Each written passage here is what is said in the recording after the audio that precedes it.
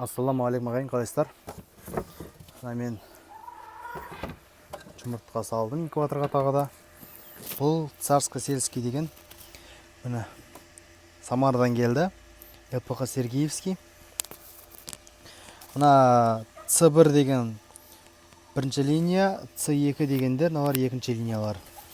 Екі линия, чтобы адасып кетпесін деп.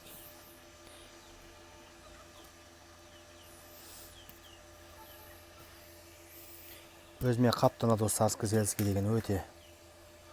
Түрі де жаңағы енді көрсеткен характеристикасы бойынша да жақсы екен. Мына қоя қалса нәтижесін көресіздер. Мына жерде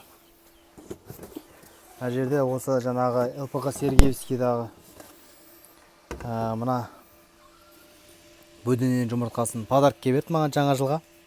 Бұл жерде Фараон, Техас, Белый и Изабел деген жаңағыдай түрінен әрқайсысынан 20-20-дан мынандайға салып жетті. Адысына саған жаңа жылға подарка деп берді. Рахмет. Міне одан кейін бір қызық болды менде бүгін. Менде алдында мынау не осы инкубатордың жаңағы поворотыменен дауыс өшіретін істемей қалған тұғын. Сөйтіп бүгін жақсылап жуып тазалап кептіріп болғаннан кейін мынаны қосып, осының бір поворотын көрейші деп басып қалсам, істеп кетсе бола ма? Өзім қуанып кеттім. Міне дұрыс болды.